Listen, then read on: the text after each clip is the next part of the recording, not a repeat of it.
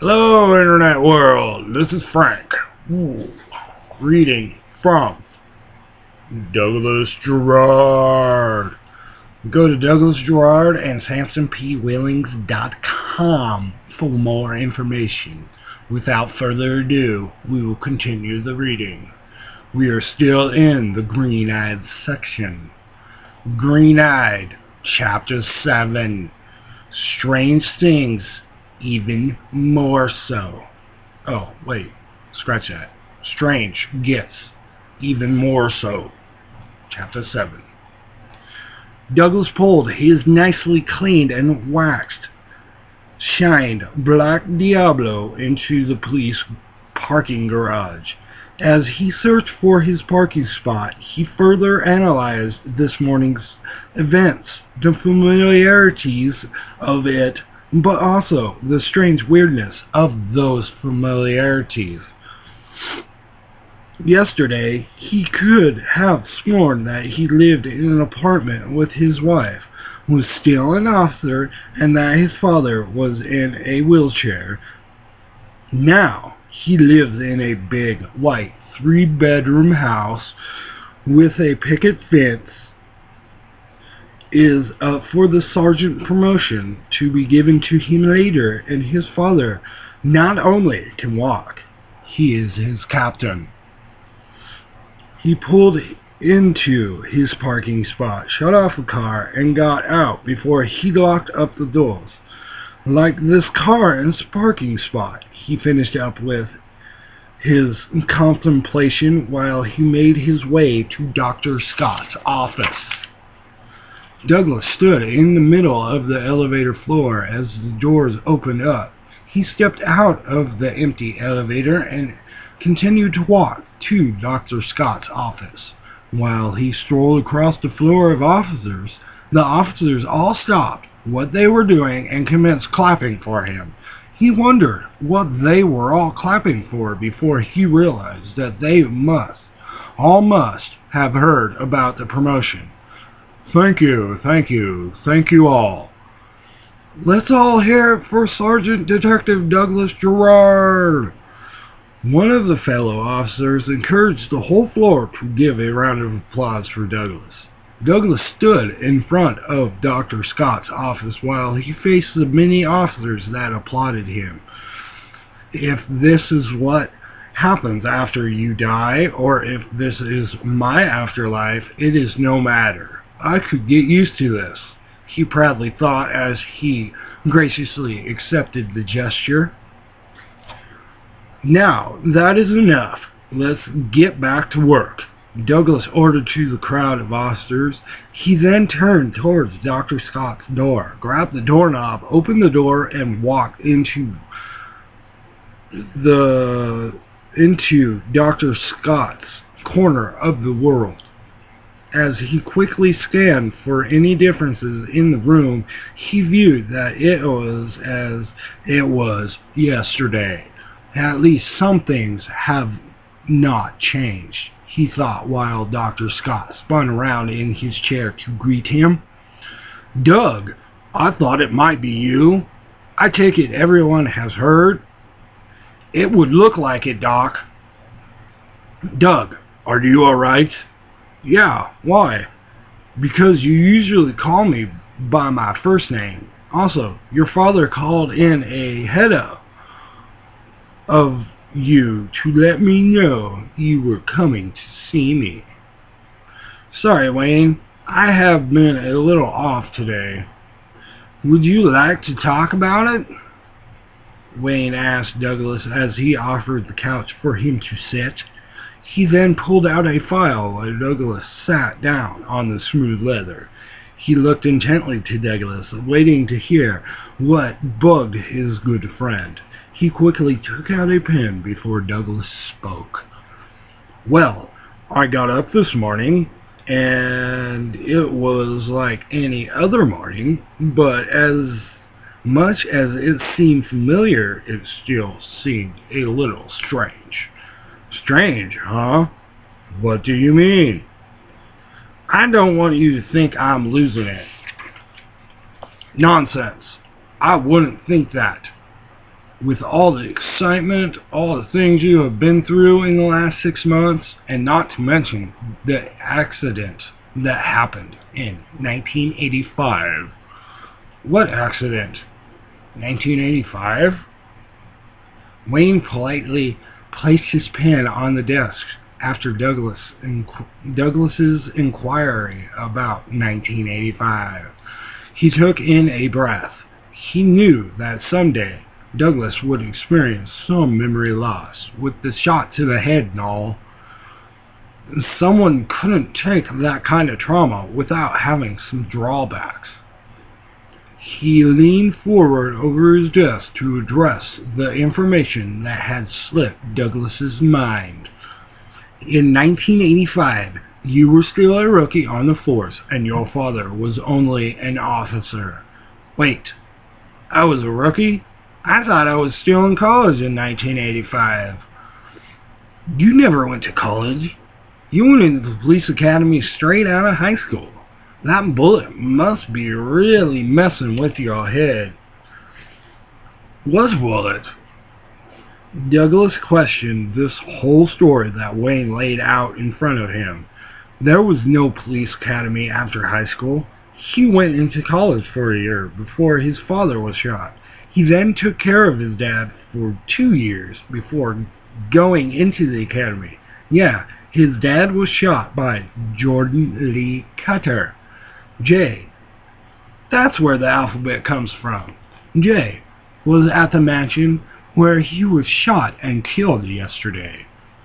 Before you tell me about that bullet, have you ever felt like you are not from this place, but from another time? It is funny you would say that. Wayne opened the file that he retrieved earlier. He flipped quickly through the paperwork housed inside until he came to a passage that matched the same word for word with what Douglas had just asked him. He pulled the pages from the file and handed it to Douglas. He paused for a moment to allow Douglas to skim over it before he furthered his explanation of his revelation. After our meeting yesterday, I did some research on your grandfather, Douglas Jerrod. So this is my grandfather's file? Yes, and it looked pretty unrelated to what you were going through until you asked me your question. As you can see, your grandfather had the same question. I'm nothing like my grandfather. He was a madman. I'm not. That is not what I am getting at. I was just showing you the similarities between you two. I will let that slide then, Wayne, but if you have a point, just make the long story short. Douglas urged strongly to Wayne to hurry up his story. The subject of his grandfather had always been a sore spot for him, even though he had never met him. All he knew is that the man he was named after had lost his mind and was put away until he died on January 2nd in 1965. He had always been afraid that he might go mad like his grandfather, so he didn't like it when he was compared to the cursed one of the family. Alright, after a few sessions, my grandfather, Dr. Edwin Scott, didn't think Douglas was mad. He thought that he was experiencing some kind of time travel. He tried to prove it, but before he could, Douglas had passed away. The strange thing about the death is that before he died, it seemed like his very being had left his bodily domain. How did he come to that conclusion? Douglas's eye color had changed from blue to gray, like he had been drained out of this world. After an hour had gone by, his body had given up from massive system failure. Wayne explained as to amplify the importance of the date. He, like his grandfather, didn't understand the importance, but hoped if he talked to Douglas about his ancestor that it might shed some light on the moments recorded in the report. Maybe Douglas and his grandfather were closer than Douglas thought. Just maybe the spells that Douglas was having could be his family's ghost trying to talk to Douglas. He contemplated the same thought that his own ancestor had at one time. That is an interesting tale, but I have to get going. You know, my promotion and all. Douglas irritatingly stood up from the couch after he checked his watch. He stood in front of Wayne's desk for a second. All this talk about my family, I hope this promotion can cheer me up a bit. He looked at the upside of the rest of the day while Wayne put the paper he handed back into the file on his grandfather. Are you coming? It would mean a lot to me if you were there. I will be there in a minute, Doug. I just have a few things to finish up. Alright, I will see you later then. Douglas walked over to the door, opened it up, and walked out of the office into the open floor. As he strolled into the sea of police personnel that filled the floor, his father, Captain Jerrod, approached him. The captain put his arm around his shoulders and pulled him in close. After he embraced as close as he could be, his father handed him the gold sergeant's badge. Are you ready to lead this operation, son? What operation?